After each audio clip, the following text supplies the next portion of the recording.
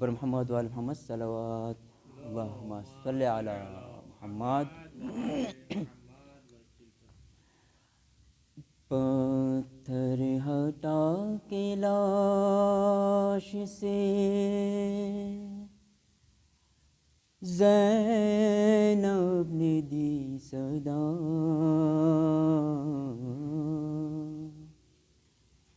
کیا تم میرے حسین ہو؟ پتھر ہٹا کے لاش سے زینب نے دی صدا، کیا تم میرے حسین ہو؟ کیسے پڑے ہیں جسم کے ٹکڑے جدا جدا، کیا تم میرے حسین ہو؟ پتھر ہٹا کے لاش سے زینب نے دی صدا، کیا تم میرے حسین ہو؟ ہے میرے غریب کا کیا حال کر دیا، گوروں سے لاش دشت میں پامال کر دیا، پہچانوں کس طرح سے بدن سے ہے سر جدا، کیا تم میرے حسین ہو؟ پتھر ہٹا کے لاش سے زینب نے دی صدا، کیا تم میرے حسین ہو؟ پہچان لوں گی میں تمہیں، آواز مجھ کو دو، دم توڑتے جو دیکھا ہے کریل جوان کو، آنکھوں میں اب بہن کی اجالا نہیں رہا، کیا تم میرے حسین ہو؟ پتھر ہٹا کے لاش سے زینب نے دی صدا، کیا تم میرے حسین ہو؟ کرتا رہا ہے ذبح کی کوشش کہاں کہاں، خنجر پہ ہے کٹی ہوئی گردن پہ بھی نشان، کاٹا ہے کس طرح سے ستمگار نے گلا، کیا تم میرے حسین ہو؟ پتھر ہٹا کے لاش سے زینب نے دی صدا، کیا تم میرے حسین ہو؟ کیا لے گئے ہیں لوٹ کے سب کچھ یہ اشکیاں، تن پر بچا ہے ماں کا یہ کرتا سلا ہوا، نکلے تھے جب خیام سے یہ حال تو نہ تھا، کیا تم میرے حسین ہو، پتھر ہٹا کے لاش سے زینب نے دی صدا، کیا تم میرے حسین ہو، آہستہ سے جواب دو، ہے ساتھ اس کے ماں،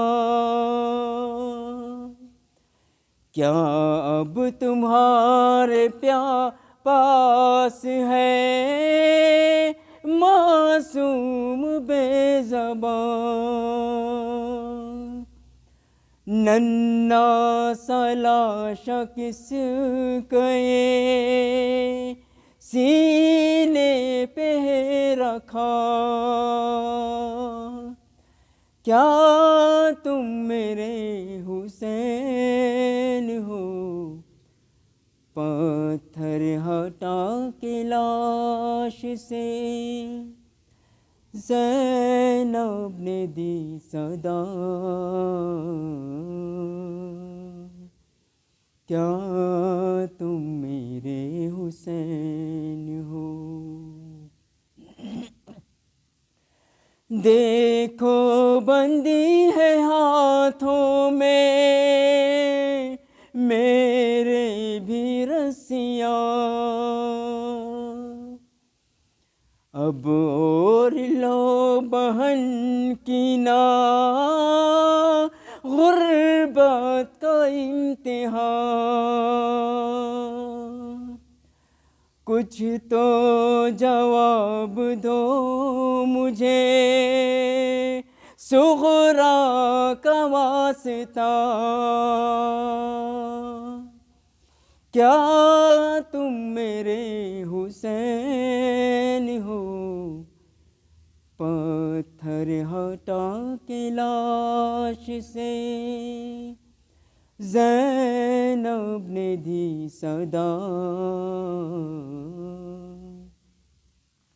کیا تم میرے حسین ہو، وہ بھی تمہارے طرح سے زخمی نہ ہو کہیں، دل کو میرے یہ لگتا ہے موجود ہے یہی، آتی ہے ماں کے رونے کی نزدیک سے صدا، کیا تم میرے حسین ہو، پتھر ہٹا کے لاش سے زینب نے دی صدا، کیا تم میرے حسین ہو، زینب پکار میر تکلم بزد ملا، کیا مرتے وقت بھی میرے پردے کا تھا خیال، ہے مٹھیوں میں کس لیے یہ خاک کربلا، کیا تم میرے حسین ہو؟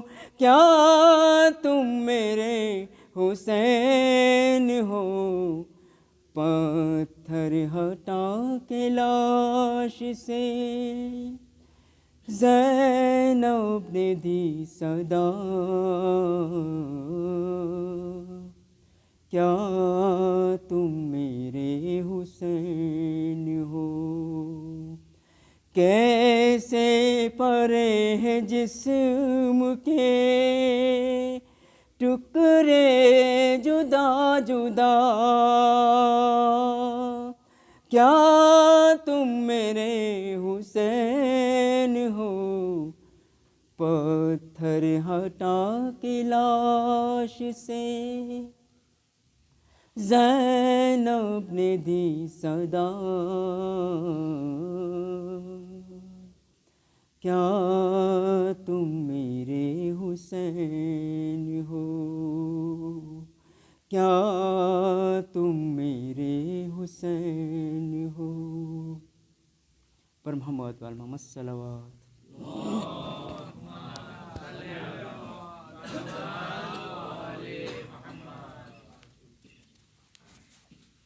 محمد وآل محمد صلوات۔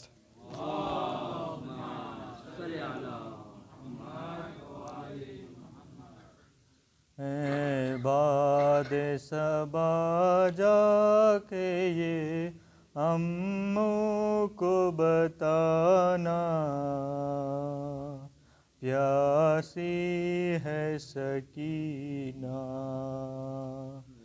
یاد آئے سکینہ تو چچا لوٹ کے آنا، پیاسی ہے سکینہ۔ اس چھوٹے سے سن میں یہ ستم میں نے اٹھائے، اللہ کسی کو نہ یتیم ایسا بنائے، خود اپنے لہو میں کوئی بچی نہ نہائے، میں تم کو بلاتی رہی تم بھی تو نہ آئے، میں بن گئی بعد عصر لعینوں کا نشانہ، پیاسی ہے سکینہ۔ پانی کی طلب مجھ کو دلاتی رہی ٹھوکر، کہتا تھا لئی دوں گا میں فوجوں کو پلا کر، جب شمر لئی کر چکا سیراب یہ لشکر، دکھلا کے مجھے پھینک دیا پانی زمیں پر، تب سمجھی میں کیا ہوتا ہے امید دلانا، پیاسی ہے سکینہ۔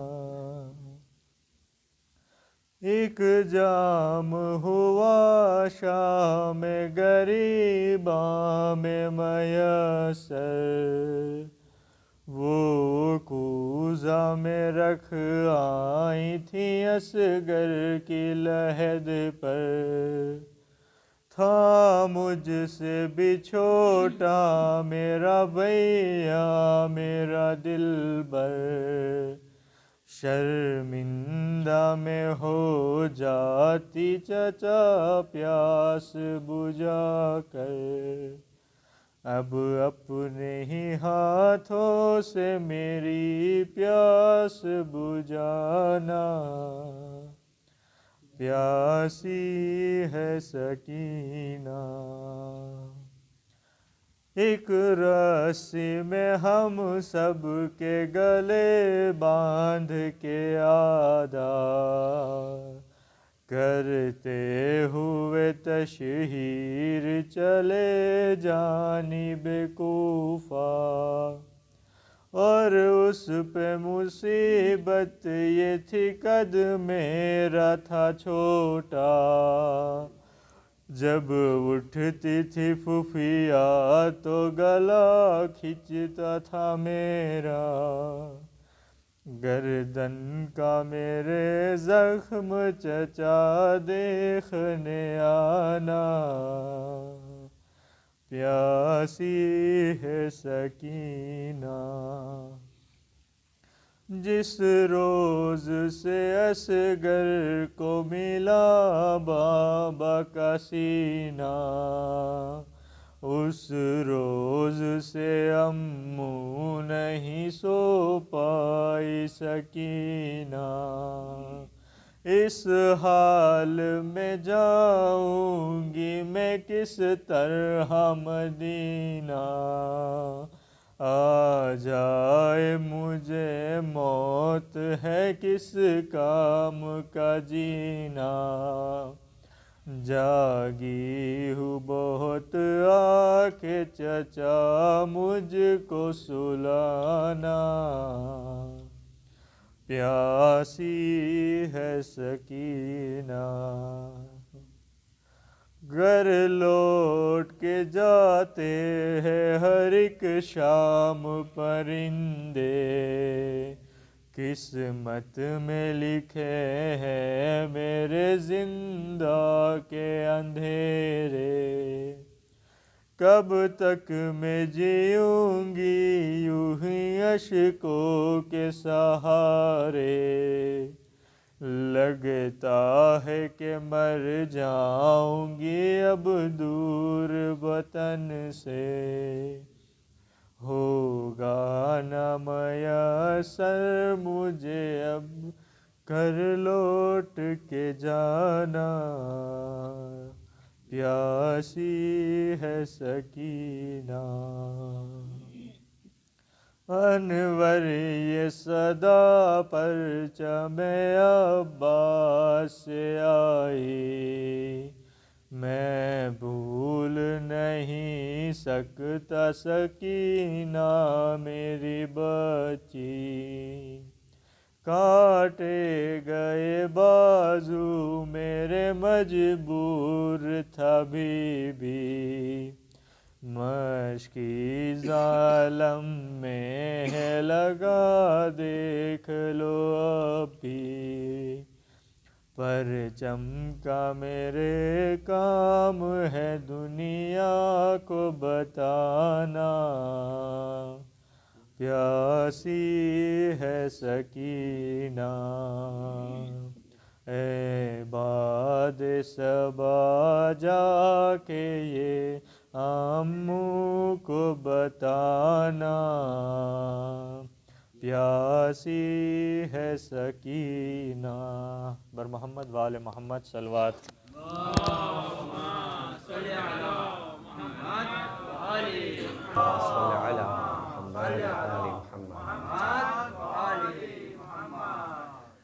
لا حول ولا قوة إلا بالله العلي العظيم، رب اشرح لي صدري ويسر لي عمري واحلل عقدة من لساني يفقهوا قولي، أعوذ بالله من الشيطان اللعين الرجيم، بسم الله الرحمن الرحيم، الحمد لله رب العالمين، والصلاة والسلام على أشرف الأنبياء والمرسلين، خاتم النبيين ورحمة للعالمين، سيدنا ونبينا ومولانا أبي القاسم محمد، اللهم صل على محمد وآل محمد، وعلى آله الطيبين الطاهرين المعصومین المظلومین المنتجبین المنتخبین المیامین لا سیما علی بقیت اللہ فی الارضین اللہم عجل لهم فرج انہم یرونہ بعیدا ونراہ قریبا ولعنت اللہ علی اعدائہم وغاصب حقوقہم اجمعین من الآن الی قیام یوم الدین اما بعد فقد قال اللہ تبارک و تعالی فی کتابہ الکریم وفرقانہ الحمید وقولہ الحق واصدق الصادقین بسم اللہ الرحمن الرحیم ان اللہ اشتری من المؤمنین انفسهم واموالهم بان لهم الجنہ یقاتلون فی سبیل اللہ فیقتلون ویقتلون وعدا علیہ حقا فی التوراة والانجیل والقرآن ومن اوفى بعہدہ من اللہ فاستبشروا ببیعکم الذی بایعتم بہ ذالک هو الفوز العظیم۔ درود پڑھیں محمد علیہ۔ اللہم صلی علی محمد وآل محمد۔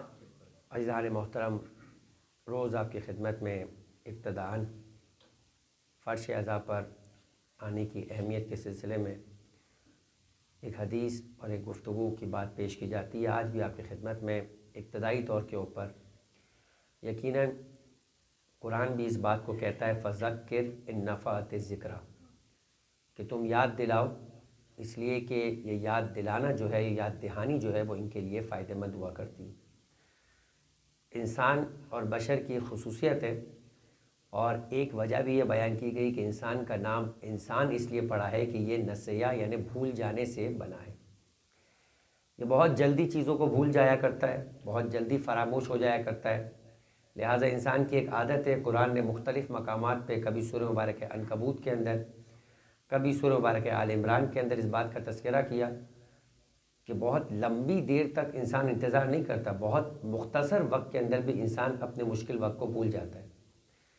کشتی جب سمندر میں طوفان میں بھنور میں پھنستی ہے تو اس وقت یہی انسان ہوتا ہے جو خدا سے کہہ رہا ہوتا ہے کہ پروردگار بس اس طوفان سے نکال دے، مجھے میری اس مشکل سے نجات دلا دے، بس میں ایک مرتبہ کنارے پر آ جاؤں تو میں تیرا بندہ ہو جاؤں گا۔ لیکن پھر جیسے ہی ہم اسے اس مشکل سے آزاد کر دیتے، وہ پھر طوفان کے بعد کنارے پہ آنے کے بعد ہم کو بھول جاتا ہے اور پھر دوبارہ ناشکرا ہو جایا کرتا ہے۔ تو یہ انسان کے مزاج کا حصہ ہے، اور اسی لیے پروردگار عالم نے 1,24,000 انبیاء بھیجے، اور مسلسل انسان کے ساتھ وہ جو مولا کائنات امیر المؤمنین علی ابن ابی طالب علیہ افضل الصلاۃ والسلام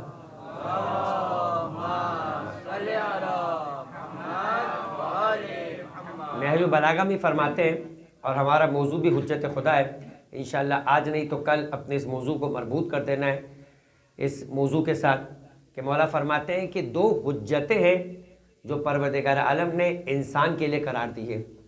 حجت کس چیز کو بولتے ہیں؟ رہنمائی کے کام کرنے والے کو، جو انسان کو دلیل اور رہنما بن کر اپنے منزل تک اور اپنے مقصد تک پہنچایا کرتے ہیں۔ پر جو ذات منزل و مقصد تک پہنچانے کے لیے دلیل اور راہ بن جائے انہیں حجت کہا جاتا ہے، اور وہ ذاتیں کہ جو خود دلیل بن جائے وہ حجت خدا بن جایا کرتی ہے۔ تو لہٰذا امیر کائنات فرماتے ہیں کہ 2 حجتیں ہیں جو پروردگار عالم نے ہر انسان کے لیے قرار دی ہے۔ ایک حجت حجت ظاہری ہے، اور ایک حجت حجت باطنی ہے۔ حجت ظاہری کیا ہے؟ یہ انبیاء کا سلسلہ، یہ ائمہ کا سلسلہ، ان علینا للہدی وان لنا للآخرۃ والاولی۔ خدا کہتا ہے کہ ہدایت کی ذمہ داری ہماری ہے، تم میں سے کوئی نہیں ہے جو ہدایت کو جانتا نہیں ہے وہ ہادی کیسے مقرر کر سکتا ہے۔ لہذا ہم جانتے ہیں، راہ ہماری ہے، مقصد ہم بتائیں گے، پیدا ہم نے کیا ہے کہ تمہیں کس راہ سے چل کر ہم تک پہنچنا ہے۔ ہم تک پہنچنا ہی اہم نہیں ہے، وہ راہ بھی اہمیت رکھتی ہے کہ جس راہ پر چل کر ہم تک پہنچنا ہے۔ لہٰذا اگر ہمیں ہماری بتائی ہوئی راہ کو چھوڑ کر ہم تک پہنچنے کی کوشش کرو گے تو تم گمراہ ہو جاؤ گے۔ بس عزیزان محترم، تو ایک وہ حجت ظاہری کا سلسلہ ہے، لیکن ایک حجت ہے کہ جسے حجت باطنی کہا جاتا ہے۔ حجت باطنی کیا ہے؟ وہ ہر انسان کے وجود کے اندر اس کی رہنمائی کرنے والے ضمیر کا نام ہے۔ لہٰذا پروردگار عالم کہتا ہے کہ ان علینا للہدی و ان لنا للآخرۃ والاولی، کہ ہماری ذمہ داری ہے، ہم ہی تمہاری ہدایت کریں گے اور قیامت کا دن بھی ہمارا ہے۔ جب ہدایت ہم کریں گے تو ہدایت کے مطابق ہی ہم تمہارا حساب و کتاب بھی کرتے ہوئے نظر آئیں گے۔ جو ہماری بتائی ہوئی ہدایت کے مطابق چلے گا وہی قیامت کے دن ہمیں حساب بھی دینے کے قابل ہو سکے گا۔ بس عزیزان محترم، اسی ہدایت کی روشنی کو پروردگار عالم نے ہر انسان کے وجود کے اندر رکھا ہے، جسے کئی نفس لوامہ کہا گیا، جسے کسی مقام پہ ضمیر کہا گیا۔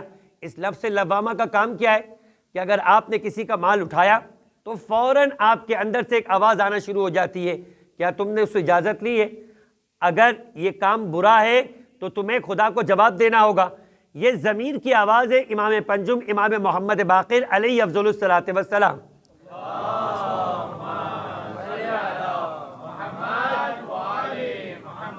خدا کہتا ہے کہ کل مولود یولد علی فطرت الاسلام، ہر بچہ فطرت اسلام پر پیدا ہوتا ہے۔ یہ معاشرہ ہے جو اسے یحودانہ و ینصرانہ، کہ یا یہودی بنا دیا کرتا ہے یا نصرانی بنا دیا کرتا ہے، یعنی رائے حق سے ہٹا دیا کرتا ہے۔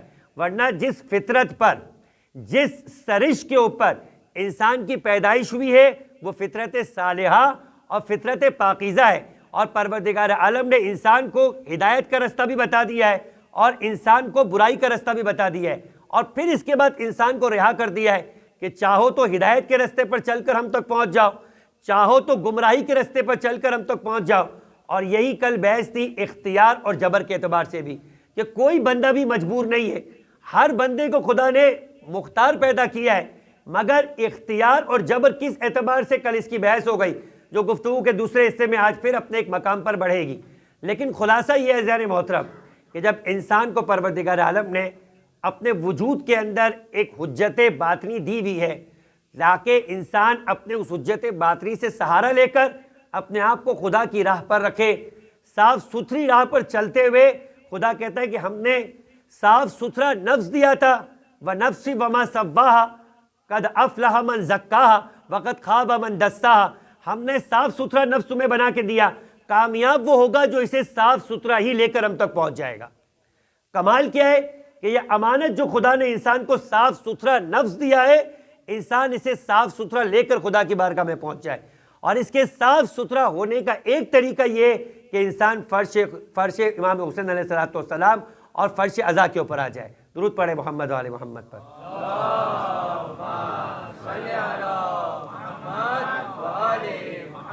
لہٰذا ایک روایت ملتی ہے فضیل ابن یسار کی۔ اگر آپ کے ذہن میں فضیل ابن یسار کا نام ہو، میں نے اپنی پہلی گفتگو کے اندر جب ابتدائی گفتگو کی تھی اس وقت بھی صحابی کا نام لیا تھا۔ چھٹے امام کا یہ صحابی ہے، اور چھٹے امام کے چند جو گنے ہوئے چوٹی کے صحابہ ہیں، جن میں محمد ابن مسلم ہے، جن میں ابو بصیر ہے، جن میں زرارہ ابن اعین ہے، جن کے اندر ہشام ابن حکم ہے، انہی میں فضیل ابن یسار بھی ہے۔ فضیل ابن یسار کہ جس سے امام کی اس دن جو روایت تھی کہ امام نے اپنی خواہش کا اظہار کیا تھا، اتتحدثون وتجلسون، کیا تم لوگ آپس میں بیٹھکیں برپا کیا کرتے ہو، آپس میں بیٹھا کرتے ہو؟ کیوں بیٹھتے ہو؟ کیوں بیٹھک کیا کرتے ہو؟ تاکہ ہماری باتیں کرو۔ راوی کہنے لگا نعم جعلت فداک، ہاں فرزند رسول میری جان آپ پہ قربان، ہم اس طرح سے آپس میں ملتے ہیں اور آپس کی گفتگو میں آپ کی باتیں اور آپ کے خاندان اور آپ کی بتائی ہوئی ہدایت کی باتیں ڈسکس کیا کرتے ہیں۔ فرمایا رحم اللہ من احیا امرنا، خدا رحمت کرے ان پر کہ جو ہمارے امور کو زندہ کرنے کے لیے آپس میں بیٹھا کرتے ہیں۔ دیکھیں ہر بیٹھک کو قابل مدح و قابل تعریف نہیں قرار دیا۔ وہ بیٹھک ہے جس میں ایک دوسرے کی تفریح لگائی جائے، وہ بیٹھک ہے جس میں ایک دوسرے کے لیے غوصب اور ایک دوسرے کی برائی کی جائے، وہ بیٹھک ہے جس میں ایک دوسرے کے بارے میں ٹوہ لگائی جائے اور ایک دوسرے کی پیچھے بات کی جائے۔ یہ بیٹھکیں وہ نہیں، یہ بیٹھکیں تو وہ بیٹھکیں کہ میں جب بات آ گئی تو اس کے سلسلے میں ایک بات کروں کہ غیبت ایک ایسا گناہ قرار دیا گیا ہے کہ آیت اللہ دستغیب شیرازی اپنی کتاب گناہ کبیرہ کے اندر ایک عجیب خطرناک روایت بیان کرتے ہیں، اور اس روایت کو انسان سنتا ہے تو جب کبھی یاد آتا ہے رونگٹے کھڑے ہو جایا کرتے. کہا کہ مسجد نبوی تھی، ختمی مرتبت احمد مجتبیٰ حضرت محمد مصطفیٰ صلی اللہ علیہ وآلہ وسلم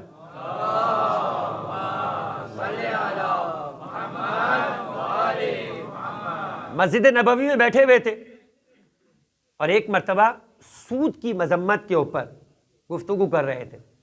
سود ایک ایسا گناہ کہ سورہ مبارک آل عمران میں کہا کہ جو سود کا کام کرنے والا ہوتا ہے وہ خدا سے علل اعلان جنگ کا اعلان کیا کرتا ہے، اور کہتا ہے کہ اے خدا، نعوذ باللہ ایک طرف تو ہے اور ایک طرف میں ہوں، اور خدا کو للکار کے کہتا ہے کہ میں تو لوں گا اور اسی ذریعے سے اپنے مال میں اضافہ کروں گا، اور خدا بھی پلٹ کے کہتا ہے کہ میں تجھے مختل یعنی دیوانہ بنا کے دنیا سے اٹھاؤں گا، یعنی اس طرح سے پیسے کے پیچھے تجھے بھگاؤں گا کہ تیری پوری زندگی صرف پیسہ کمانے میں خرچ ہو جائے گا، اپنی ذات پہ پیسہ نہیں لگا پائے گا.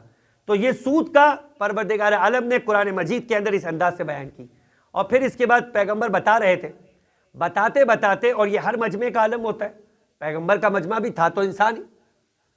ایک مرتبہ جو کوئی گناہ نہیں کرتا، جس محفل میں اس گناہ کے بارے میں برائی بیان کی جا رہی ہوتی ہے، وہ بڑا مطمئن ہو جاتا ہے کہ میں تو یہ گناہ نہیں کرتا. اچھا، ایک تو مطمئن ہوتا ہے، دوسرا وہ ان لوگوں کی طرف کنکھیوں سے دیکھنا شروع کر دیتا ہے کہ جو اس گناہ کے اندر موجود ہوتے، کہ دیکھو یہ تمہارے بارے میں بات ہو رہی. مجمع کی اس کیفیت کو دیکھ کر شیخ انصاری کہتے ہیں کتاب مقاصد کے اندر، وہاں انہوں نے یہ روایت نقل کی ہے، اور آغا دستگیب شیرازی نے گناہ کبیرہ میں وہاں سے لیا. یعنی دونوں کی دونوں ہستیاں جو روایت کو بیان کر رہی ہے انتہائی معتبر ہستیاں ہیں. یعنی اس دور میں یہ کہا گیا، اس دور کے ایک مرجع وقت نے کہا کہ اگر کوئی چاہتا ہے کہ اپنی اولاد کی اصلاح کرے اور محلے میں اخلاق اگر کسی ہستی کو قرار دیا جا سکتا ہے تو وہ آغا دستگیب شیرازی. اور شیخ انصاری وہ ہے کہ جسے زمانے کے امام کہہ کر کے انت مجتہد حقا، کہ آپ ہی ہے کہ جو مجتہد ہے. اتنی بڑی شخصیت کے اس دور کے اندر ہر وہ شخص کہ جو آج مجتہد کیا عالم بھی بنتا ہے، یعنی حجت الاسلام بھی بنتا ہے، اس کے بعد اجتہاد کا، پھر اس کے بعد مرجع کا وقت آتا ہے، ان کی کتاب پڑھے بغیر وہ اجتہاد اور علمیت کے مقام تک پہنچ ہی نہیں سکتا. وہ شیخ انصاری جو استاد المجتہدین ہے، اپنی کتاب میں نقل کرتے کہ ایک مرتبہ جب پیغمبر نے اس کیفیت کو دیکھا تو پیغمبر نے فرمایا میں تمہیں ایسا گناہ بھی بتاؤں جو سود سے بھی بڑھ کر ہے، جو سود سے بھی بڑھ کر ہے. اور پھر جب آپ یہ گناہ کے بارے میں بات سنیں گے کہ سود تو عام طور پہ کمانے والوں کی بات ہے، کمانے والوں میں وہ بھی جو اتنا کما چکا ہے کہ جس کا سرمایہ اتنا ہو گیا ہے کہ وہ سرمایہ کو سرمایہ سے ملٹیپلائی کرنے کے لیے حکم خدا کی مخالفت کر رہا ہے. مگر ایسے گناہ کی بات کر رہے ہیں کہ جو ہر دوسرا فرد طاقتور نہیں، کمزور نہیں، کمانے والے کے علاوہ غیر کمانے والا بھی آپس میں کرتا ہوا نظر آ رہا ہے، اس کی بات کروں. پیغمبر فرماتے کہ وہ ہے غیبت کرنا. کہ غیبت کرنا ایسا ہے جیسے اپنے محارم کے ساتھ 36 مرتبہ فعل حرام انجام دینا. اتنا شدید گناہ ہے. فرمایا کہ اگر غیبت معاف بھی ہو گیا تو غیبت کرنے والے کو جنت میں جانے والوں میں سے آخری فرد قرار دیا جائے گا. اور کہا کہ غیبت جہنم کے کتوں کا سالن ہے. یعنی پیغمبر اکرم نے فرمایا کہ سود کا گناہ اپنی جگہ کے اوپر، مگر یاد رکھو غیبت ایک ایسا گناہ ہے کہ پروردگار عالم ستار العیوب ہے، سارا اختیار رکھنے کے باوجود وہ گناہوں کو چھپا لیا کرتا ہے، اور جسے خدا چھپا لیتا ہے بندہ مداخلت کر کے اس کے عیب کو ظاہر کیا کرتا ہے. لہٰذا حضرت موسیٰ کے زمانے کے اندر ایک مرتبہ اجتماعی طور کے اوپر، ہمارے یہاں بھی رسم ہے، ماہ رمضان کے اعمال ہوا کرتے، عرفہ کے اعمال ہوا کرتے، 15 شعبان کی شب کے اعمال ہوتے، اجتماعی طور کے اوپر لوگ جمع ہوتے. اعمال کی اپنی جگہ دونوں اہمیت ہے. انفرادی طور پر بھی انسان اعمال انجام دے، اجتماعی طور پہ بھی اعمال انجام دے. لہٰذا دونوں کی اپنی اہمیت ہے اور دونوں کے اعتبار سے الگ الگ روایات آئی ہیں. حضرت موسیٰ علیہ السلام اپنی قوم کے ساتھ مل کر اجتماعی اعمال و دعا انجام دے رہے تھے. حضرت موسیٰ کلیم خدا ہے. کل آپ نے حضرت موسیٰ کا واقعہ بھی سنا. خدا سے بات چیت کرنے والے ایک بار پروردگار عالم سے بات چیت کی، دل چاہا کہ خدایا یہ بتا کہ ہمارے اعمال کا نتیجہ کیا ہوا. کہا موسیٰ میں نے تم لوگوں میں سے کسی کی دعا قبول نہیں کی. حیران ہو گئے حضرت موسیٰ، یہ کیا وجہ ہے کہ ہم سب نے مل کر تیری بارگاہ کے اندر زار و قطار گریہ کیا، سب نے مل کر تیری بارگاہ کے اندر اپنے گناہوں کا اعتراف کیا، اس کے باوجود بھی تو کہتا ہے کہ ہماری دعائیں خدا تیری بارگاہ میں قبول نہیں ہیں۔ کہاں موسیٰ تمہارے درمیان جیسے اجتماعی طور کے اوپر اگر کوئی انسان مل کے دعا کرے تو پروردگار عالم اگر کسی ایک کی دعا قبول کرے تو سب کی دعا قبول کرتا ہے، اسی طریقے سے خدا نے کہا کہ بعض گنہگار ایسے ہوتے ہیں جن کے گناہوں کی شدت ایسی ہوتی ہے کہ ان کی وجہ سے سب کی دعائیں روک دی جاتی ہیں۔ کل دعائے کمیل پڑھیں گے آپ، شب جمعہ ہوگی، تو شب جمعہ کے اندر یہ لفظ نہیں پڑھتے اپنے مولا کا، اللہم اغفر لی الذنوب التی تحبس الدعاء، کہ خدا میرے ان گناہوں کو معاف کر دے جو دعاؤں کو قید کر لیا کرتی۔ اگر ایک طرف خدا یہ کہہ رہا ہے کہ تم دعا کرو، ہم تمہاری دعا کو سنتے ہیں، تو دوسری طرف مولا بتا رہے کہ بعض گناہ ایسے ہوتے ہیں کہ اگر انسان اس گناہوں کو انجام دے تو تمہاری دعا تمہارے وجود اور تمہارے لبوں سے آگے ہی نہیں بڑھ پاتی۔ حتیٰ یہ کہ خدا فرماتا ہے کہ اگر کعبے کے پردے سے لپٹ کے بھی دعا کرو گے تمہاری دعا کو قبول نہیں کیا جائے گا۔ بعض گناہ ایسے گناہ ہوتے ہیں جن میں سے ایک گناہ یہ کہ اگر کسی مومن کے لیے تمہارے دل میں بغض ہو اور تم پھر دعا کرو تو بغض مومن ایسا گناہ ہے کہ جس کے بعد خدا کہتا ہے کہ شب قدر بھی ہو، خانہ خدا بھی ہو، کعبے کے دروازے کے پردے سے لپٹ کے بھی دعا کرو گے تمہاری دعا کو قبول نہیں کروں گا۔ بس پروردگار عالم نے کہا کہ موسیٰ تم میں ایک گنہگار ایسا ہے کہ جس کی وجہ سے میں نے تم میں سے کسی کی دعا کو قبول نہیں کیا۔ کہا اس کا حل کیا ہو؟ کہ سب کو کہو کہ جدا ہو جائے اور سب مل کے اپنے اپنے گناہوں کی مغفرت کریں، اگر اس کا گناہ معاف ہو گیا تو تم سب کی رکی ہوئی دعاؤں کو بھی میں قبول کر لوں گا۔ ایک مرتبہ سب جدا ہو گئے، وہ بندہ خدا جو جانتا تھا کہ میرا ہی گناہ ایسا ہے۔ دیکھیں یہ روایات کے اندر بیان کیا گیا ہے کہ مومن کون ہوتا ہے؟ جو دوسروں کے بارے میں خوشگمان ہوتا ہے، اپنے بارے میں بدگمان ہوتا ہے۔ ہمارا معاملہ بالکل الٹا ہے، ہمارا معاملہ کیا کہ اپنے بارے میں بڑے خوشگمان ہیں کہ جنت تو بنی ہی ہمارے لیے، جبکہ جنت تو فقط 14 کے لیے بنی ہے۔ وہی وارث جنت ہے، وہی مالک جنت ہے، وہی جنت کے جوانوں کے سردار ہے۔ ہم تو ان کے طفیل سے اگر مل گئی جنت میں کوئی جگہ تو ہماری ہوگی، لیکن ہم سلوک ایسا کرتے کہ ہم سے بڑا تو کوئی مولا ہی نہیں ہے، ہم سے بڑا تو کوئی جنت کا وارث نہیں ہے۔ جنت تو گویا بات کی بات ہے، وہ تو پہلے سے طے ہو چکی ہے، لہٰذا اپنے بارے میں انسان بہت زیادہ خوشگوار ہے۔ ہاں دوسروں کے بارے میں، جنت کے بارے میں ڈاؤٹ فل نظر آتا ہے۔ جبکہ زہری کو چوتھے امام نصیحت کر کے کہتے کہ دیکھو جب کبھی کسی سے ملو یا وہ تم سے بڑا ہوگا یا وہ تم سے چھوٹا ہوگا یا تمہارے برابر ہوگا۔ دیکھو اگر تم سے چھوٹا ہوگا تو سوچو کہ عمر کم ہے تو گناہ کرنے کا موقع کم ملا ہوگا، تم عمر میں بڑے ہو تو تمہارے گناہ زیادہ ہے۔ سوچ رہے کہ چوتھے امام نے کیا سکھایا؟ اپنے بارے میں سوچو کہ تم زیادہ گنہگار ہو، اس لیے کہ تمہاری عمر بڑی ہے اور اس کی عمر چھوٹی ہے۔ اچھا اگر کوئی عمر میں بڑا ہو تو آپ کیا سوچو؟ فرمایا کہ سوچو اس کی عمر زیادہ ہے تو اسے نیکی کرنے کا موقع زیادہ ملا ہوگا، تم اس سے کم تر ہو اس لیے کہ تمہاری عمر کم ہے۔ اور فرمایا کہ اگر برابر کا ہو، یعنی اس کا مطلب ہے کہ جتنی عمر تمہیں ملی ہے اتنی عمر اس کو ملی ہے۔ کہا کہ دیکھو تمہیں اپنے بارے میں تو پتا ہے کہ تم نے جو عمر گزاری ہے وہ کن حرکتوں میں گزاری ہے، مگر اس کے بارے میں تمہیں علم نہیں، اور جس کے بارے میں علم نہیں اس پہ تہمت نہیں لگا سکتے ہو، مگر اپنے بارے میں مطمئن رہو کہ تمہارے گناہ اس سے زیادہ ہے۔ یہ امام فرماتے کہ اگر تمہاری سوچ ایسی ہوگی تو کبھی کسی ملنے والے کو چھوٹا نہیں سمجھو گے، ہمیشہ اس سے اپنے آپ کو بہتر سمجھو گے۔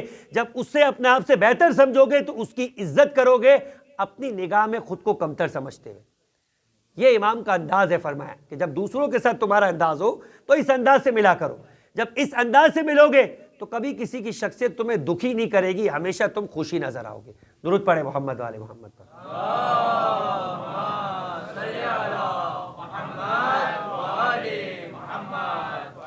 تو ایک مرتبہ جب حضرت موسیٰ علیہ السلام کی قوم میں سے ہر فرد الگ ہو گیا اور وہ شخص جو اپنے بارے میں جانتا تھا کہ مجھ سے بڑا کسی کا گناہ نہیں ہوگا، سچا تھا، خدا کی بارگاہ میں کہنے لگا پروردگارا میں جانتا ہوں کہ میرا گناہ ایسا ہے کہ جس کی وجہ سے سب کی دعائیں رک گئی ہیں، اور یہ تیرا لطف ہے کہ تو نے میرے گناہ کو آشکار نہیں کیا، حتیٰ کہ تو نے اپنے محبوب بندے اپنے نبی کو بھی نہیں بتایا کہ یہ گنہگار کون ہے، ورنہ وہ تو تیرا چاہنے والا ہے، تیرا پیامبر ہے، تیرا رسول ہے، تیرا رازداں بھی ہے. اگر تو اسے بتا دیتا تو تیرا لائق بندہ ہے وہ چھپا لیتا، مگر تو اتنا رحیم ہے، تو اتنا کریم ہے کہ تو نے اسے بھی خبر نہیں دی کہ وہ گنہگار کون ہے، کہ کل جب میری اس نبی سے ملاقات ہو تو میں اس کی نگاہوں کے اندر دیکھ کر شرمندگی محسوس نہ کروں. بس اے پروردگار عالم، جب تو اتنا کریم ہے، جب تو اتنا رحیم ہے تو میرے گناہوں کو معاف کر دے. میں وعدہ کرتا ہوں کہ اب وہ گناہ نہیں کروں گا. اب وہ گناہ کیا تھا؟ وہ گناہ یہ تھا کہ اس کی عادت تھی کہ یہ ہر محفل کے اندر دوسروں کی برائی کیا کرتا تھا، اور یہ برائی کا کرنا ان گناہوں میں سے ہے کہ جس کی وجہ سے خدا نے اس گناہ کی وجہ سے تمام کے گناہوں کو روک دیا. عزیزان محترم، خدا تو کہتا ہے کہ خدا کا قانون قیامت تک کے لیے ایک ہی قانون ہے. تو اگر وہ ایک ہی قانون ہے تو پھر اس کے بعد کیا ہم میں اگر ایسا گناہ موجود ہے تو کئی ہماری وجہ سے بھی مجمع کے اندر لوگوں کی دعائیں تو نہیں رک جایا کرتی ہیں؟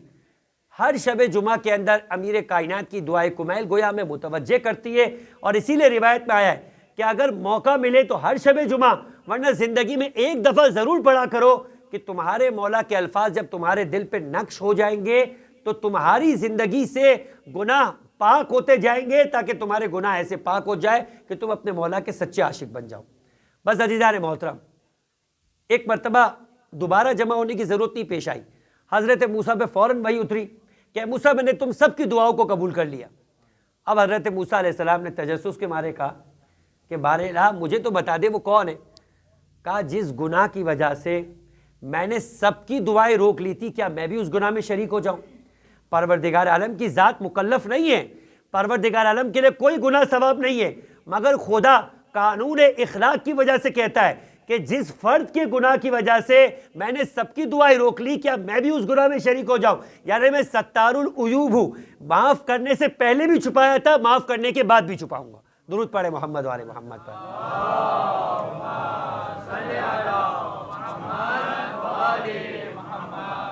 بس عزیزان محترم، جو بات ہو رہی تھی وہ یہ کہ یہی فضیل ابن یسار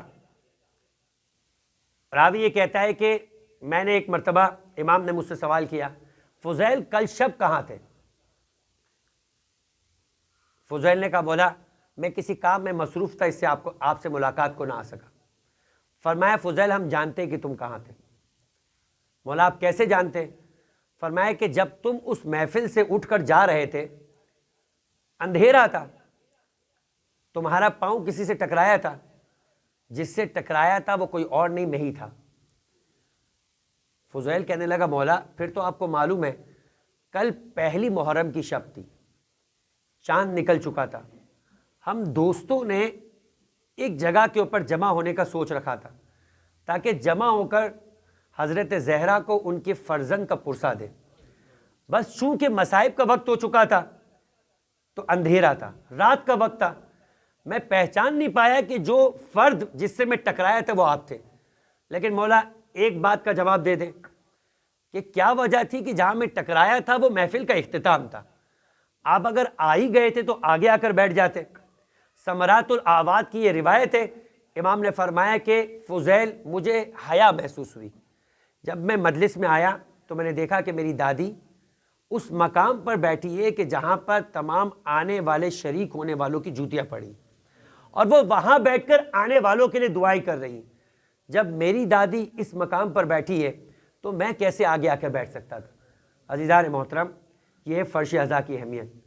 جس فرش کے اوپر آپ آتے ہیں یہاں صرف فرشتے نہیں آتے، یہاں وہ معصومین کی ہستیاں انبیاء علیہ السلام اجازت لے کر اترتی. اس مقام کے اوپر پنجتن پاک آتے، وارث فرش ازائے حسین آیا کرتے. بس اگر ایسا فرش ہو تو کتنا قابل احترام ہے.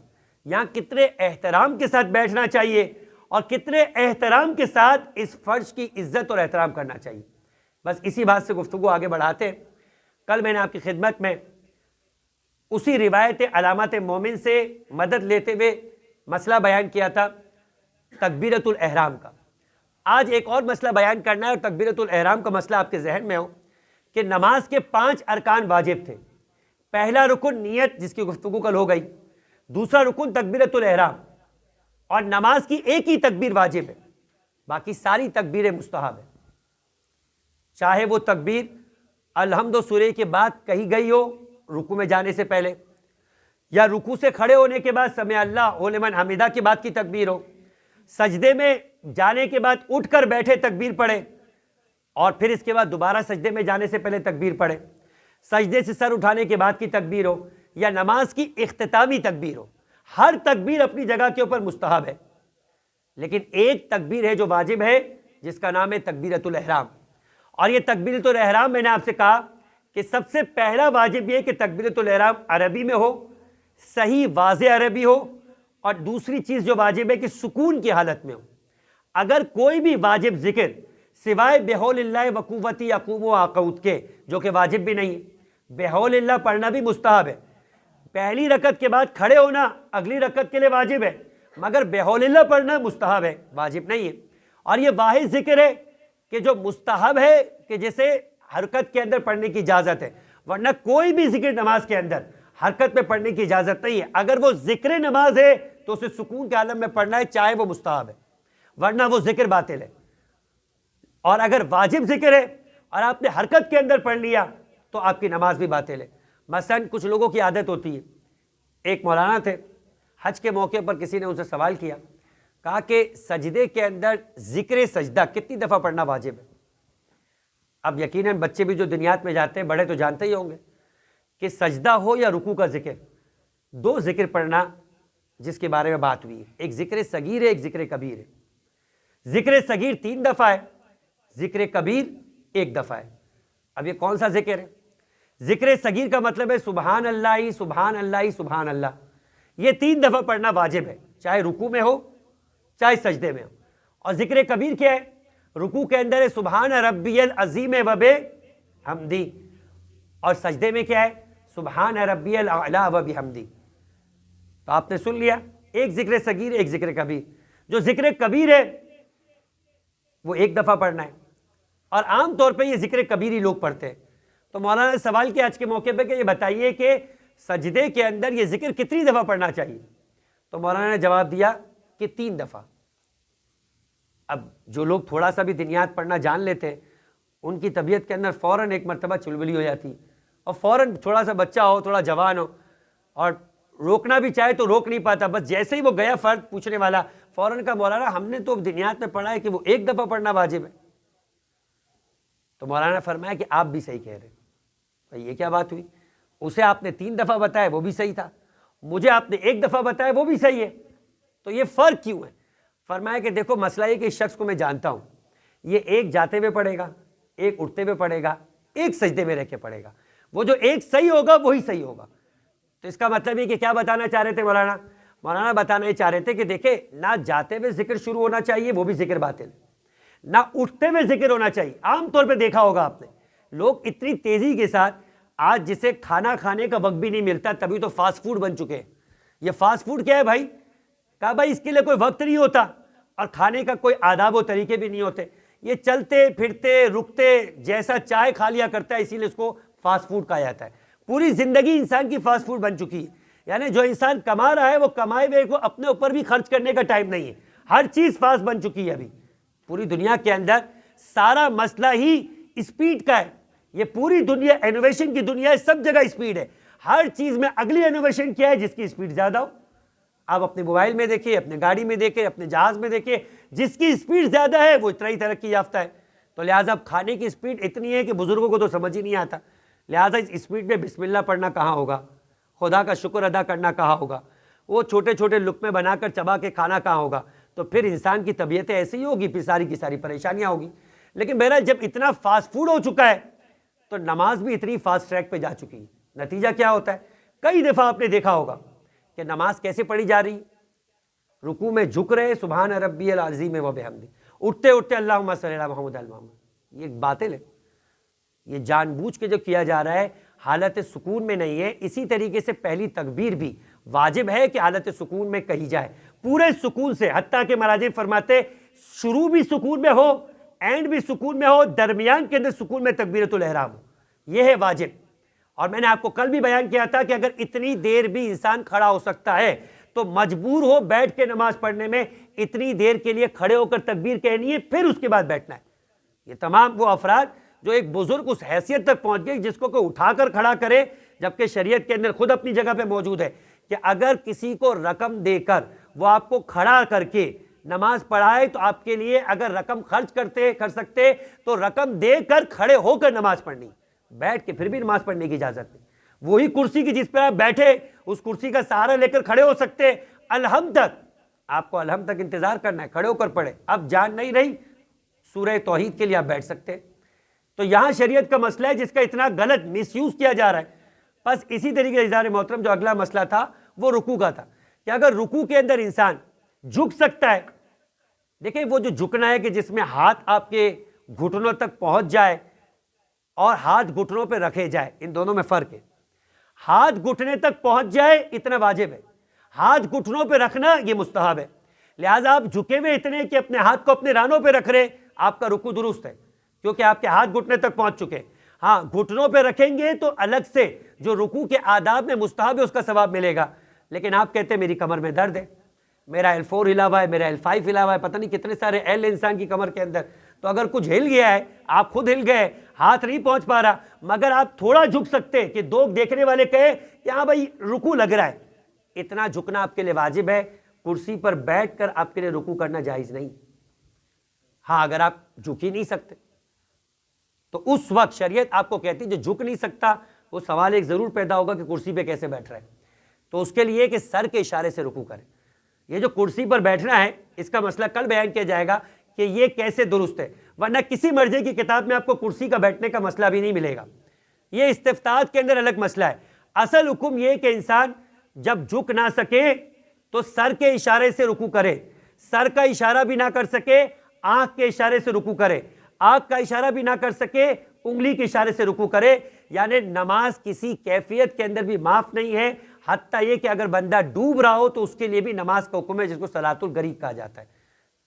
نماز ایک ایسی عبادت ہے جو کسی کیفیت کے اندر معاف نہیں ہے، اور زندگی کے اندر کسی کا حج تو کروایا جا سکتا ہے اگر انسان مجبور ہو جائے حج نہ کر سکے تو، لیکن نماز اس کی زندگی میں جب تک اس کی روح نہ نکل جائے کوئی بھی کسی کی نماز نہیں پڑھ سکتا۔ درود پڑھے محمد وآل محمد پر۔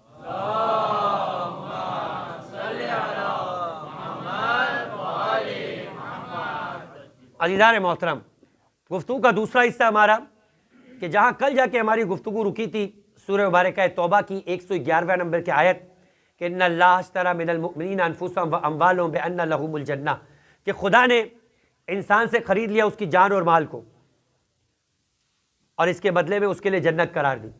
کل گفتگو بھی پروردگار عالم تو نے کس مقام پر کہا کہ میں خریدنا چاہتا ہوں، تو کہ جس نے پورا دین لا اکراہ فی الدین قرار دیا کہ کسی کو بھی دین میں آنے کے لیے جبر نہیں ہے، ہر نبی آئے گا اپنے مقام کے اوپر ہدایت کرے گا، جس نے قبول کیا، جس نے نہیں قبول کیا وہ خود ذمہ دار ہے۔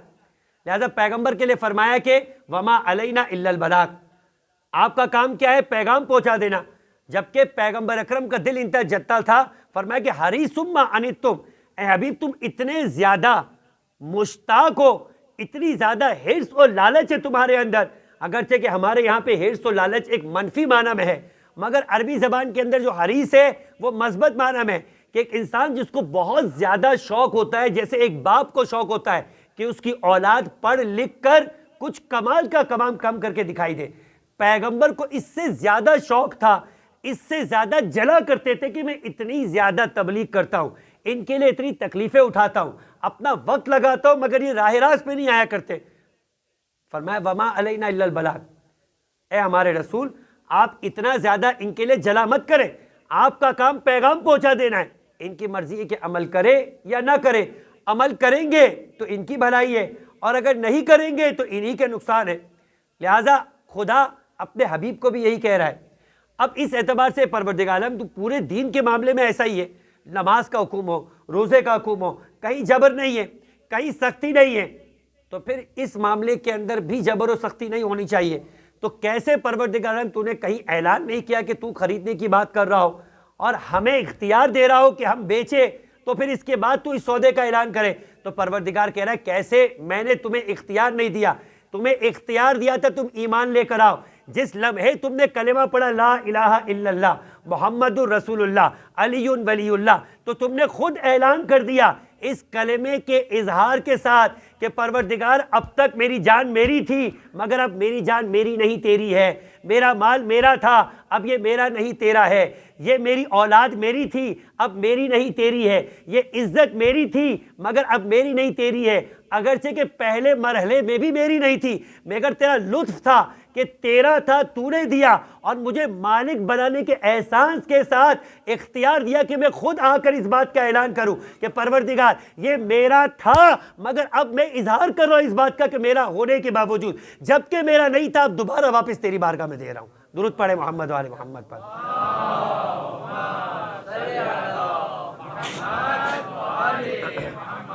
اب پروردگار بھی کہہ سکتا تھا جب چیز میری تھی کچھ دیر کے لیے تمہیں دی اور تم نے اپنے اختیار سے مجھے واپس کر دی تو پھر اس کے بعد تمہیں کچھ مانگنے کا بھی نہیں بنتا، لیکن پھر خدا کا لطف ہے کہ پہلے مرحلے پہ بھی مالک وہی تھا، دوسرے مرحلے کے اوپر دوبارہ مالک بن گیا، آپ نے اختیار کے ساتھ اسے سپرد کیا۔ افوض امری الی اللہ، اس کا مطلب کیا ہے کہ پروردگار میں اپنے سارے امور کو تیری بارگاہ میں سپرد کرتا ہوں، یعنی پہلے مرحلے پہ خدا کہہ رہا ہے کہ میرا تھا مگر تمہارا امتحان یہی ہے کہ میرا ہونے کے باوجود جب کچھ وقتوں کے لیے میں نے تمہیں دیا تو تمہیں احساس ہے اس بات کا کہ یہ تمہارا نہیں تھا۔ ہمارا امتحان کیا ہے اس پوری دنیا کے اندر؟ امتحان یہی ہے کہ ہر بندہ اس بات کا احساس کرے کہ آپ کا نہیں ہے، ورنہ پرابلم کیا ہے؟ جب قارون سے کہا حضرت موسیٰ علیہ السلام نے، یہ قارون کون تھا؟ خالہ زاد بھائی تھا حضرت موسیٰ کا، اور حضرت موسیٰ ہی سے علم کیمیا سیکھ کر گیا تھا، اور علم کیمیا سیکھنے کے بعد جب سونا بنا کے دولت اتنی بڑھ گئی کہ اونٹوں پر اپنے خزانوں اور گوداموں کی چابیوں کو لاد کے قوم موسیٰ کے سامنے گزرتا تھا، تو قرآن میں موجود ہے کہ قوم موسیٰ ایک مرتبہ حیرت سے کہتی تھی کہ اے موسیٰ، اے خدا، یہ کس قدر دولت مند ہے، کاش کہ ہمارے پاس بھی یہ دولت ہوتی۔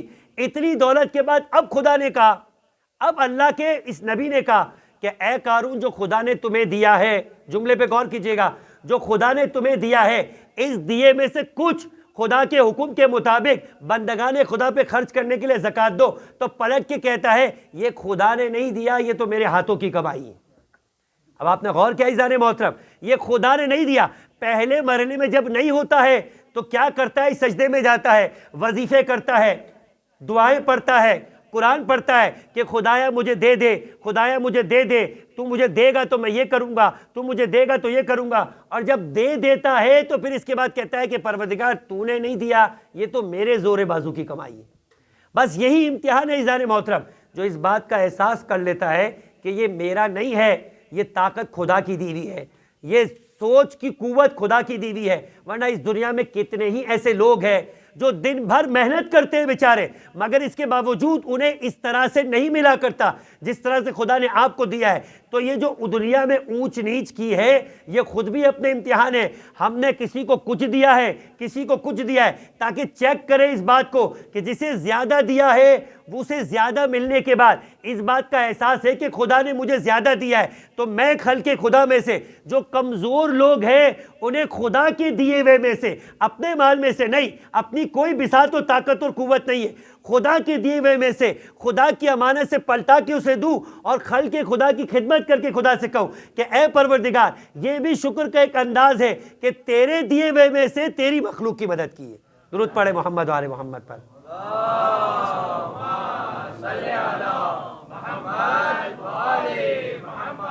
عزیزان محترم، اسی وجہ سے حضرت موسیٰ علیہ السلام کی ہی یعنی قوم بنی اسرائیل کا ایک واقعہ ہے کہ پروردگار عالم نے ایک شخص کو خواب کے اندر فرشتے کو بھیجا، اور بھیجنے کے بعد یہ کہا کہ پروردگار عالم نے تمہاری بچی ہوئی زندگیوں کو 2 حصوں میں تقسیم کر دیا ہے۔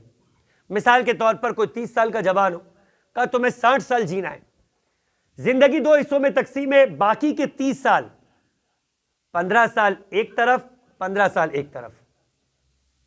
کہا ٹھیک ہے، مان لیا کہ مجھے 30 سال مزید جینا ہے۔ اب ہوگا کیا اس میں؟ کہا خدا نے تمہیں ایک اختیار دیا ہے کہ چاہے تو پہلا حصہ ایسا مانگ لو کہ جس میں جو کچھ بھی تم خدا سے مانگو گے خدا تمہیں دے گا. وہ جو محاورہ ہے اردو کا کہ مٹی میں بھی ہاتھ ڈالو گے سونا بن جائے گا, تو کچھ لوگ ہوتے ہیں ایسے, بولا ہم جس ڈیل کو بھی کرتے وہ ڈیل ہماری کامیاب ہو جاتی. تو خدا نے بعض لوگوں کو اس انداز کا نصیب دیا ہوتا ہے, اور روایات کے اندر باقاعدہ ہے کہ اگر کوئی ایسا فرد نظر آئے اسے پارٹنر بناؤ کہ جس کے نصیب سے تمہارا نصیب بھی کھل سکتا ہے. اپنی جگہ پوری روایات ہے اس کے لیے. اور اب ایک مرتبہ کہا کہ لیکن اب تمہاری مرضی ہے کہ پہلا حصہ ایسا قرار پائے یا دوسرا حصہ. اب مشوش ہو گیا, خواب سے بیدار ہوا, کہا اگر میں پہلا حصہ ایسا مانگ لوں کہ جو میں مانگوں خدا مجھے عطا کرے گا, یعنی اولاد بھی ہوگی, وسائل بھی ہوں گے, آسائشیں بھی ہوگی, سب ہوگا, تو یہ میری عمر ہے کہ جس میں میں استعمال بھی کر سکتا ہوں. بھئی ایج اور انسان کی عمر بھی ہوتی ہے نا, جب دانت ہی نہیں رہے تو کھانے کا کیا مزہ آئے گا, جب چلنے کی قوت نہیں رہی تو گھومنے کا کیا مزہ آئے گا, جب آنکھ ہی نہیں بچی تو کون سے قدرتی مناظر کو استعمال کرے گا. باقی ساری مثالیں آپ خود فٹ کرتے جائیں. لیکن پھر اس کے بعد سوچنے لگا کہ یہ عمر تو ایسی ہے کہ جس کے اندر اگر انسان مشقت میں بھی ہو, مشکل میں بھی ہو, ہاتھ پیر تو سالم ہوتے, قوت ہوتی, طاقت ہوتی, کہیں نہ کہیں سے روکی سوکی کھا لیتا ہے. مگر جو عمر کا دوسرا حصہ ہے جس میں چلنے کی ہمت نہیں ہے, جس میں آپاج ہو جاتا ہے, کم سے کم اگر مال اس وقت ہوگا تو کچھ نوکر چاکر رکھ کے اپنی زندگی اچھی بسر کر سکیں گے. بڑھاپے کے اندر غربت ہو تو یہ مزید مصیبت ہے. اب مشوش تھا. اٹھنے کے بعد اپنی زوجہ کے پاس گیا. ویسے تو امیر کائنات کی خواتین کے بارے میں روایت موجود ہے, خواتین ناراض نہیں ہو جائے کہ جو عورت جو مشورہ دے اس کے برعکس کرنا چاہیے. لیکن بہرحال وہ گیا اپنی بیوی کے پاس. یہ ان کے بارے میں جو دیندار نہیں ہو, مگر جو دیندار ہوا کرتی ہے وہ عورت وہ ہوتی ہے. میں نے آپ کے سامنے بیان کیا تھا زہیر ابن قین کا, کیسے زہیر ابن قین کو, وہ زہیر ابن قین جو عثمانی تھا, جو مروانی تھا, امیر کائنات کا مخالف تھا. امام حسین نے حج سے واپسی پر جب اسے بلوایا اپنی مدد کے لیے, لقمہ اس کا اپنے منہ میں جانے سے رک گیا, اور وہ قاصد حسین کے سلام کا جواب نہیں دے رہا تھا. سناٹے میں آ گیا تھا, سکتے میں آ گیا تھا, کیونکہ ارادہ کر بیٹھا تھا کہ میں اس معرکے کے اندر نہ حسین کا ساتھ دوں گا نہ یزید کا ساتھ دوں گا. یزید کا بھی حال جانتا تھا مگر امام حسین سے بھی کتراتا تھا. بس ایک مرتبہ زہیر ابن قین کی, جس کی بیوی کا نام دلہا تھا, کہنے لگی کیا ہو گیا ہے تمہیں؟ قاصد فرزند حسین ہے, قاصد فرزند رسول ہے. کیا فرزند رسول کا اتنا رتبہ بھی نہیں ہے کہ اس کے قاصد کے سلام کا جواب دو؟ بس یہ جو بات کہی نا زوجہ نے, یہ جو اس خاتون نے جو دیندار اور محب اہل بیت خاتون تھی, اس نے زہیر کی زندگی کو بدل دیا, اسے مروانی اور عثمانی سے حسینی بنا دیا. عزیزان محترم, تو بعض خواتین ایسے ہوتی ہے. حبیب کی زوجہ کا بھی آپ نے سنا ہوگا. حبیب حسین کا عاشق تھا. حبیب وہ تھا کہ جسے حسین نے کہا تھا کہ من الحسین الی الفقی, یعنی حسین نے حبیب کو فقیہ وقت کہا تھا. اور ایسی شخصیت تھی کہ جس کے بارے میں روایت یہ ہے کہ مولا کائنات اللہ کے رسول حبیب کے لیے, جب حبیب کو دیکھا کہ ایک مرتبہ بچہ ہے مدینے کے اندر ہے, تو حبیب کو اٹھا کر ایک مرتبہ کبھی اس کی پیشانی پہ کبھی اس کے گالوں پر بوسہ دیتے. ایک مرتبہ کہا کہ کیا وجہ ہے کہ آپ نے تمام بچوں میں سے اس بچے کو اٹھا کر اس انداز سے اپنی محبت اور اس انداز سے اپنے عشق کا اظہار کیا؟ فرمایا اس لیے کہ میں نے دیکھا ہے یہ میرے حسین کے پیچھے پیچھے چلتا ہے, اس کے قدموں کی خاک کو اپنے لبوں اور اپنی آنکھوں سے لگاتا ہے. وہ حبیب ہے, وہ مقام نہیں ہے جو زہیر کا ہے. شیخ الانصار ہے. آج بھی عرب جب جاتا ہے نا تو جناب حبیب کے روزے پہ کھڑے ہو کر یہ کہتا ہے سجلنا, میرا نام اس دفتر میں لکھ دے جو زائر حسین کا دفتر ہے. یعنی حبیب کا مقام یہ ہے کہ اگر کوئی زیارت کرنا چاہتا ہے تو حبیب سے توسل کرے. حبیب ہے کہ جن کے ہاتھ میں وہ دفتر اور رجسٹر ہے جو لکھا کرتے ہیں کہ کون ہوگا اگلے سال جس کے نصیب کے اندر زیارت امام حسین کرنا ہوگی. یہ حبیب کا مقام ہے زیار محترم. لیکن حبیب کی زوجہ نے, جب حبیب نے کہا تھا, حبیب کے یہاں بھی قاصد حسین آیا تھا, مگر ایک مرتبہ حبیب اپنے گھر کے اندر بھی اپنے آپ کو محفوظ نہیں سمجھتے تھے. ایک بار کہا کہ کون آیا ہے؟ کہا حسین کا قاصد آیا ہے. کہا کیا کہا ہے؟ کہا اپنی مدد کے لیے بلا رہے. کہا کیا ارادہ ہے تمہارا؟ کہا میں سوچ رہا ہوں کہ مجھے اس جنگ کے اندر نیوٹرل رہنا چاہیے. میرا کیا معاملہ؟ یہ دو شہزادوں کی جنگ ہے. تو حبیب کی زوجہ نے فوراً کہا یہ دو شہزادوں کی جنگ نہیں ہے, یہ ابو سفیان اور اللہ کے رسول کی جنگ ہے، یہ علی اور حاکم شام کی جنگ ہے۔ مگر حسین کو حسین نہیں سمجھو، حسین علی کا فرزند ہے، فرزند رسول ہے۔ حاکم شام فرمایا یزید کو یزید مت سمجھو، یہ حاکم شام اور ابو سفیان کا نمائندہ ہے۔ بس عزیزان محترم، جب خواتین اگر دیندار ہو، محب اہل بیت ہو، تو ان کا مشورہ بھی ایسا ہی ہوا کرتا ہے۔ اس فرد کی زوجہ بھی خدا ترس تھی، خدا والی تھی۔ ایک مرتبہ پوچھا کہ نیک بخت تیرا کیا ارادہ ہے، تو کیا سوچتی ہے؟ مجھے خدا نے اختیار دیا ہے کہ زندگی کا پہلا حصہ آسائش میں لوں یا زندگی کا دوسرا حصہ آسائش میں لوں۔ کہا کہ پہلا حصہ آسائش میں لے۔ کہا مجھے پتا تھا تو یہی کہے گی، مجھے پتا تو یہی کہے گی، اس لیے کہ تو بھی یہی چاہتی ہے۔ پتہ نہیں میں کتنا عرصہ زندہ رہتا ہوں، جتنا عرصہ میرے ساتھ رہنا چاہتی ہے، یاشی میں رہنا چاہتی ہے، آسائش میں رہنا چاہتی ہے۔ کہا نہیں، میں نے تمہیں اس وجہ سے نہیں کہا، میں نے تمہیں اس وجہ سے اس لیے کہا ہے کہ اگر پہلا حصہ تو نے پروردگار عالم سے سہولت کا اور خدا کی جانب سے برکت کا قبول کر لیا، تو یاد رکھ کہ پھر اس کے بعد خدا نے تجھے اختیار دیا ہے۔ جب وہ اختیار دے رہا ہے تو اس کا مطلب ہے کہ کسی طرح کی کمی نہیں ہوگی۔ تو جتنا مانگے گا وہ عطا کرے گا، بس جتنا تجھے وہ عطا کرے گا تم اس کی عطاؤں میں سے مخلوق خدا کو دینا۔ کہا کیوں، اس سے کیا فائدہ ہوگا؟ کہا دیکھو الخلق عیال اللہ، تمام مخلوقات پروردگار کے خاندان کی طرح ہے۔ جب تیرا ہاتھ ایسا بن جائے گا کہ جس ہاتھ سے اس کی مخلوقات تک رزق پہنچتا ہوا نظر آئے گا، تو خدا اس ہاتھ کو کبھی خالی ہاتھ نہیں رہنے دے گا۔ جب دوسرے حصے کی بات آئے گی تو خدا خود اپنے فرشتوں سے کہے گا وہ ہاتھ کہ جس سے میری مخلوقات کو رزق تقسیم ہوتا تھا، میں نہیں چاہتا کہ اس ہاتھ میں کسی قسم کی تنگی ہو جائے، کیونکہ وہ ہاتھ جو مخلوق خدا تک رزق پہنچاتا ہے، خدا اس ہاتھ کو کبھی تنگ اور خوشحال بدحال نہیں رکھا کرتا۔ درود پڑھے محمد و آل محمد پر۔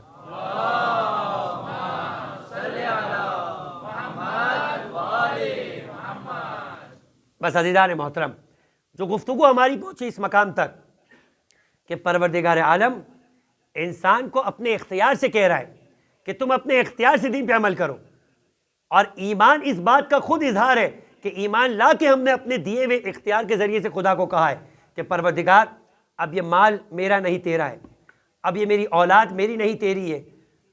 لیکن عزیزان محترم، ایک روایت پیش کر کے منزل مصائب کی جانب آنا ہے کہ جب سارے اختیار کے ساتھ ہے تو پھر اس اختیار کے باوجود پروردگار عالم کو ہمارے کھانے سے مطلب نہیں، بلکہ امیر کائنات کا وہ خطبہ جو خطبہ نمبر 207 ہے، عاصم ابن زیاد حارثی اور علا ابن زیاد حارثی دو بھائی تھے۔ علا ابن زیاد حارثی بصرہ میں رہتا تھا، بیمار تھا، جنگ جمل ہو رہی تھی بصرہ کے اندر۔ جنگ جمل کس سے ہوئی ہے، کیا حالات ہے اس کے، آپ لوگوں کے ذہنوں میں ہوگا۔ امیر کائنات کی پہلی جنگ تھی، خلافت پہ آنے کے بعد زوجہ رسول ہی علی کے مد مقابل آ گئی تھی، اور مدد کرنے والے مروان، طلحہ و زبیر تھے۔ اور نہج البلاغہ کے اندر کچھ خطبات ہیں باقاعدہ اس جنگ کے حوالے سے کہ کیوں وہ افراد، طلحہ و زبیر کون ہیں آپ کے ذہن میں ہے؟ بعض اوقات انسان اس بات سے مطمئن ہو جاتا ہے، دیکھیں جس طریقے سے محبت علی گناہوں کو جلا دیا کرتی ہے، محبت علی گناہوں کی بخشش کروا دیا کرتی ہے، محبت علی کے ساتھ 2 رکعت پڑھی ہوئی نماز ساری رات جاگ کر پڑھی ہوئی نماز سے بہتر ہوا کرتی ہے۔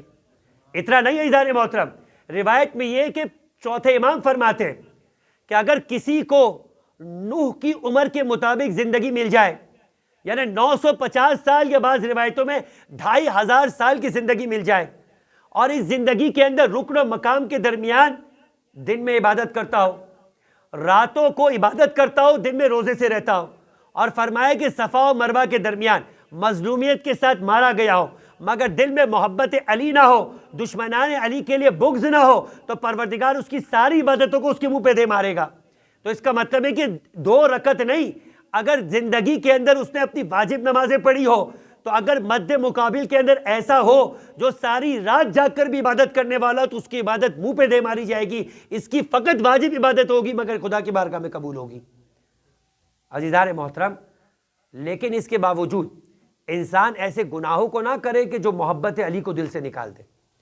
ایسے گناہ ہے کہ جو انسان کے دل سے علی کی محبت کو نکال دیا کرتے، اور وہ کیا ہے؟ یہی طلحہ و زبیر۔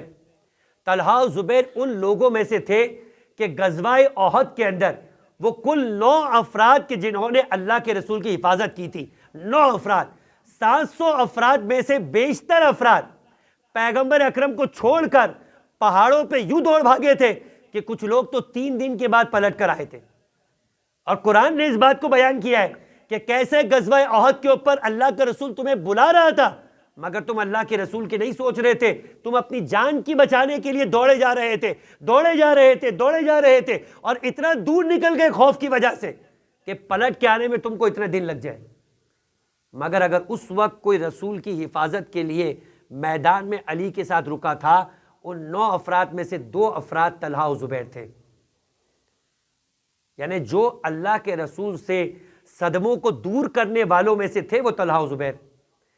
اور زبیر رسول کی پھوپھی کا بیٹا تھا. اور یہی 2 افراد وہ تھے کہ پہلے کی بیعت کہاں ہوئی تھی؟ سقیفہ کے اندر دوسرے نے کی تھی. باقی سب سے تو جبرن بیعت لی جا رہی تھی. بس ایک بیعت کرنے والا تھا، باقی سب کے سب جبرن بیعت کر رہے تھے، جس کو اجماع کا نام دیا گیا. یعنی انہیں تو اجماع کی تعریف بھی نہیں آتی کہ اجماع کہتے کس کو ہے، کہ مدینے کے اندر ایک ہی ہو اور وہ ایک بیعت کرے تو اسے اجماع بول دیا کرتے. اور دوسرے کی بیعت کب ہوئی؟ وہ ایک بھی نہیں تھا، وہ تو بس بستر مرگ پر جا رہے تھے اور کہا کہ بس میں نے اعلان کر دیا، وصیت کر دی، دوسرے کو خلیفہ بنا دیا. یعنی دوسرے کے لیے تو کوئی ایک بھی نہیں تھا جو اپنی خواہش سے اس کی بیعت کرتا ہوا نظر آتا. اور تیسرے کے موقع میں 6 رکنی کمیٹی تھی جن میں کہا تھے بھائی جہاں اکثریت ہو جائے وہاں بیعت کر لیجئے گا. اچھا، ان 6 میں سے 2 فرد طلحہ و زبیر تھے جو علی کی طرف تھے اور باقی 3 افراد خلیفہ ثالث کی طرف تھے. یہ آپ کو دوسرا کیریکٹر بتایا کہ طلحہ و زبیر وہ تھے. اچھا، تیسرا کیریکٹر کیا ہے؟ امیر کائنات کے گھر کے اندر کل 7 یا 9 افراد تھے. جب آ کر دوسرے نے یہ کہا تھا کہ دیکھو گھر سے باہر نکل آؤ ورنہ میں گھر کو آگ لگا دوں گا، وہ افراد جو گھر میں تھے ان میں سے جو پہلا فرد گھر سے نکلا تلوار لے کر وہ زبیر تھا، جس کی تلوار کو بعد میں لوگوں نے گھیر کے توڑ دیا. ان میں بھی طلحہ و زبیر تھے. یعنی امیر کائنات کا اتنا ساتھ دینے والے، اور جب خود خلافت علی آ گئی تو علی کے مد مقابل پہلی جنگ کے اندر اگر کوئی اس زوجہ رسول کا ساتھ دینے والا پس و پیش تھا تو وہی طلحہ و زبیر. یہ تاریخ کے اندر اتنا پلٹا کیوں آ گیا؟ وجہ یہ تھی کہ امیر کائنات نے ایک جملہ کہا تھا حکومت کے سنبھالتے ہی، اور جو زمانے کے امام بھی حکومت کے سنبھالتے ہی کہیں گے. جو میری اگلی گفتگو حجت خدا ہے اس میں بیعت نامہ امام زمانہ بھی میں آپ کے سامنے پیش کروں گا کہ 25 چیزوں پر زمانے کے امام ظہور کرنے کے بعد اپنی بیعت کرنے والے سے 25 چیزوں پر عہد لیں گے اور 5 چیزوں کا وعدہ کریں گے کہ 25 چیز کا تم وعدہ کرو تو تمہاری بیعت کو قبول کروں گا، 5 چیزوں کا میں وعدہ کرتا ہوں کہ تمہارا ساتھ دوں گا. وہ 25 چیزیں کیا ہے وہ گفتگو کے اندر انشاءاللہ اگلے دنوں کے اندر آئے گی. وہ امیر کائنات ان 25 چیزوں میں جو ایک بار زمانے کے امام نے بھی کہی وہی امیر کائنات نے کہی. فرمایا کہ جو گزشتہ ادوار کے اندر بیت المال کو، مسلمانوں کے مال کو غلط طریقے سے لوٹا گیا ہے، علی اس کا حساب لے گا. تو طلحہ زبیر نے جو انہی مالوں سے پرورش ہو کے اتنے مالدار بن گئے تھے تیسرے کے دور میں، کہا علی جو ہو گیا وہ ہو گیا، اب آئندہ جیسا آپ کہیں گے ویسا چلیں گے. کا جو ہوا تھا وہ غلط ہوا تھا یا صحیح ہوا تھا. علی کسی بھی غلط کو باقی نہیں رکھا کرتا. علی کو اس بات کی کوئی پرواہ نہیں کہ کوئی علی کی مدد کرنے والا ہو یا نہ ہو. علی نے پہلے بھی بیعت قبول نہیں کی تھی، اب بھی بیعت کو ترک کر کے چلا جائے گا. عزیزان محترم، اور ایک جملہ کا فرمایا کہ چونٹی کے منہ سے جو کا چھلکا چھین لینے کے عوض علی کو 7 اقلیم 7 آسمان و زمین کی دولت بھی دی جائے گی، تب بھی علی اس دولت کو قبول کرنے کو تیار نہیں. یہ ہے امیر کائنات. اور اگر آج زمانے کے امام کو بلانے والا یہی جذبہ رکھتا ہے کہ ٹھیک ہے ہو سکتا ہے کہ مجھ سے غلطی ہو گئی ہو سکتا ہے کہ مجھ سے خطا ہو گئی ہو، لا علمی میں ہو گئی، جان بوجھ کے کسی کا حق نہیں چھینا ہے، جان بوجھ کے کسی کا مال اپنے پاس نہیں دبایا ہے، اور اگر کیا ہے تو خدا سے استغفار کرے، اس مال کو اس تک پہنچائے، اس مال کو اس تک پہنچائے. ورنہ زمانے کے امام آنے کے بعد روایت کے جملے، امیر کائنات نے فیصلہ کیا ہے گواہوں کے ساتھ. زمانے کے امام آنے کے بعد جبرائیل اعلان کرے گا کہ اب جو آنے والا ہے وہ سلیمان اور داؤد کی طرح بغیر گواہوں کے فیصلہ کرے گا علم غیب کے اوپر. زمانے کے امام گھر میں چھپی ہوئی غلط حرکتوں کو بھی لوگوں کے سامنے لانے کے بعد اس مال کو اس حقدار تک پہنچائیں گے، کسی کا بھی بے حق مارا وہ مال کسی کے پاس رہنے نہیں دیں گے. اب سوچے کہ کون ہے جو زمانے کے امام کے للجل کہے گا، کون ہے جو اپنے مولا کا ساتھ دیتے ہوئے نظر آئے گا؟ پس عزیزان محترم، جب یہ جذبہ ہے تو وہی حسین کے ساتھ کربلا میں حسین کے ساتھ رہا۔ امام نے یہی تو فرمایا ملئت بطونکم، تمہارا پیٹ حرام خدا سے بن چکا ہے۔ جب اللہ کا رسول کی بیٹے کی، اللہ کے رسول کے امامے کے ساتھ، اللہ کے رسول کی تلوار کے ساتھ، اللہ کے رسول کی ابا کے ساتھ، اللہ کے رسول کی سواری پہ کھڑے ہو کر حسین تمہیں اپنی طرف بلاتا ہے مگر تم حسین کی سننے کو تیار نہیں ہو۔ حرام جب مال کے انسان کے پیٹ میں بڑھ جائے تو انسان نہ رسول کی سنتا ہے نہ فرزند رسول کی سنتا ہے۔ لیکن عزیزان محترم، قربان جائے ہم فرزندان رسول پر، قربان جائے اس خاندان کے اوپر۔ 4 سال کی بچی ہے فقط۔ علامہ نقن عجیب جملہ کہتے ہیں، فرماتے ہیں کہ کربلا کے اندر ایک بڑی مصیبت الاتش کی تھی۔ کہتے جب ہور شب عاشور عمر ابن سعد سے سن چکا کہ اب صلح کا کوئی امکان نہیں، خود آیا تھا ہور عمر ابن سعد کے پاس۔ ہور سوچتا تھا کہ ٹھیک ہے میں کربلا لے کر آیا، مگر فرزند رسول سے کوئی جنگ کرے یہ ممکن نہیں ہے۔ ہور سوچتا تھا کہ میری دنیا، میری آخرت بھی برباد نہیں ہوگی، میں اپنی دنیا بھی آباد کر لوں گا۔ لہٰذا اسی کشمکش کے اندر ابن زیاد کی فوج کا سالار بھی بن گیا، حسین کا راستہ بھی روک لیا، حسین کے خیموں کو پانی سے بھی دور کر دیا۔ مگر جب ایک مرتبہ عمر ابن سعد نے کہا کہ اب صلح کا کوئی امکان نہیں ہے، فرزند رسول سے جنگ ہوگی، ہاتھ پر ہاتھ کٹیں گے، سر تن سے جدا ہوں گے، بس اب ہر کے جسم کے اندر ایک مرتبہ لرزہ قائم ہو گیا، اور ہر خیمہ عمر ابن سعد سے نکلا، اپنے خیمے کی طرف جا رہا تھا۔ کسی نے ایک مرتبہ ہر کو روک کر کہا کہ مجھے اگر پورے کوفے میں کوئی کہے کہ سب سے بڑا بہادر کون ہے تو میں تیرا نام لوں گا، مگر یہ جسم میں رعشہ و کپکپاہٹ کیسی؟ ایک بار توجہ دلائی، کہا اس خیمہ حسین کی جانب نگاہ کرو، کچھ سنتے نہیں؟ آواز آ رہی تھی الاتش الاتش، ہائے پیاس ہائے پیاس۔